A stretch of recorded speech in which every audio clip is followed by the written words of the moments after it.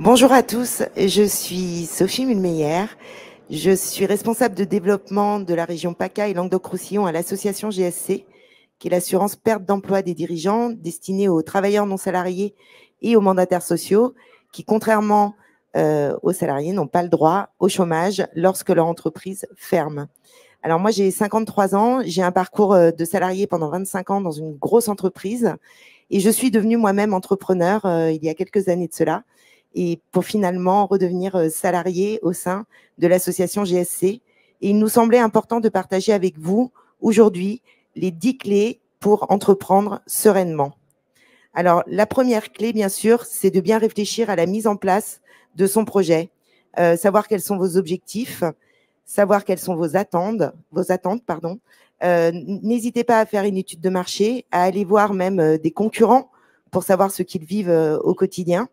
Et surtout, avant de se lancer, savoir si vous allez être capable effectivement de pouvoir répondre aux attentes du marché sur lequel vous allez vous lancer.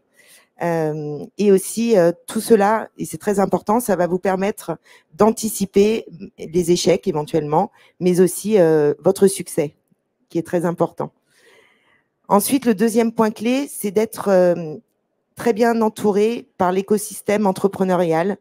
C'est par exemple la Chambre de commerce et d'industrie, les organisations patronales qui soutiennent les dirigeants dans toutes les difficultés qu'ils peuvent rencontrer, toutes les questions qu'ils peuvent avoir.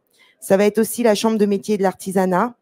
C'est tous les réseaux d'accompagnement aussi à la création d'entreprises qui vont être force de proposition et qui vont vraiment vous épauler, vous donner les bonnes informations et faire les bons choix quand vous allez vous lancer. Car souvent, on a une multitude d'informations et on ne sait pas où aller, à qui s'adresser, où aller chercher les bons conseils. Le troisième point clé, c'est aussi l'importance d'être accompagné par un juriste pour choisir le bon statut juridique et savoir quelles seront les conséquences du statut que vous avez choisi sur votre protection personnelle. Ça, c'est extrêmement important puisque vous pourriez être amené dans des situations en fait auxquelles vous n'avez pas pensé, qui pourraient vous mettre en difficulté. Et faites également très attention lorsque vous avez des associés de bien rédiger vos statuts, car on trouve très facilement des statuts sur Internet, mais il suffit d'oublier une phrase ou qu'un mot mal choisi soit mentionné, et derrière, ça peut vous mettre effectivement aussi en grosse difficulté.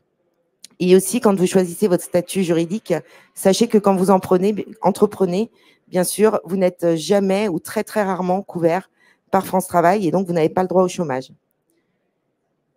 Le quatrième point clé, qui est très important également, c'est d'avoir les conseils et d'avoir un très bon expert comptable qui va vous aider à bien gérer votre trésorerie, votre fonds de roulement, qui va vous aider à faire vos prévisionnels. Et dans votre prévisionnel, il est extrêmement important de bien valoriser, estimer les charges de votre entreprise. Et le plus important, c'est de savoir si votre activité vous permettra de vous rémunérer à la hauteur de vos attentes. Car on travaille, souvent on prend un métier avec passion, un métier qui a du sens. Or, il faut que ce métier, bien évidemment, vous permette de vivre correctement, et même très correctement, c'est encore mieux. Et donc ça, c'est très important d'avoir un expert comptable, un conseil qui vous expliquera, qui vous dira si c'est possible ou pas. Le cinquième point, eh bien, c'est se faire accompagner dans le financement de son projet. Alors, vous aurez sans doute ou pas d'ailleurs un apport personnel.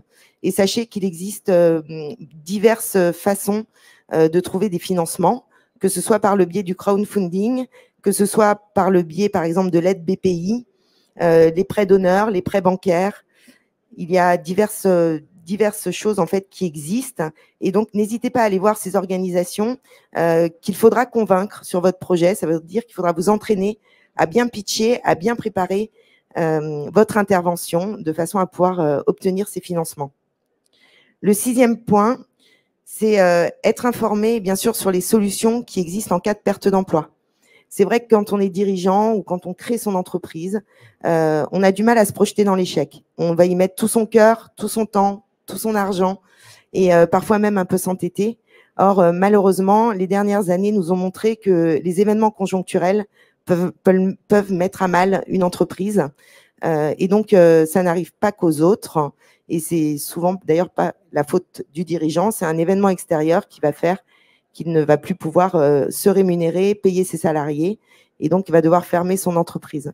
Hein, quand vous avez un gros client qui ne vous paye plus, quand vous avez le prix de vos matières premières qui ont beaucoup augmenté, quand vous n'arrivez pas à recruter, enfin, il y a différentes raisons qui font que c'est vraiment très important de penser à ce qui peut se passer en cas d'échec.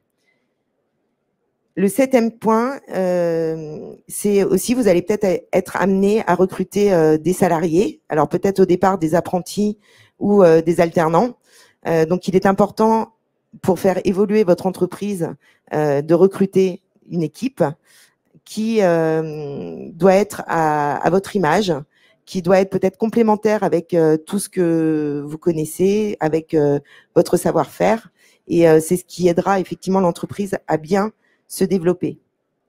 Le 8e point, pardon, un point très important, c'est de ne pas hésiter à aller côtoyer ses pairs pour discuter avec eux, partager leur expérience, parce qu'ils auront un vécu et ils sauront vous alerter sur les points cruciaux, vous expliquer comment ils ont fait pour évoluer, pour être dans le succès.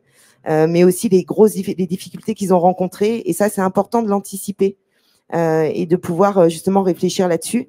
Ça permet aussi de ne pas s'entêter et de prendre du recul sur son activité. Le 9e point, ça c'est très important aussi, soyez audacieux, osez des choses que personne n'a jamais essayées.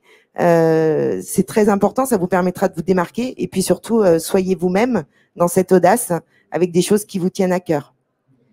Et enfin, le 10e point, le meilleur conseil que l'on peut et que je peux vous donner, c'est simplement de croire en vous et de croire en votre projet, car vous êtes la pièce maîtresse de votre entreprise et c'est ce qui vous permettra bien sûr d'évoluer et d'être dans le succès longtemps.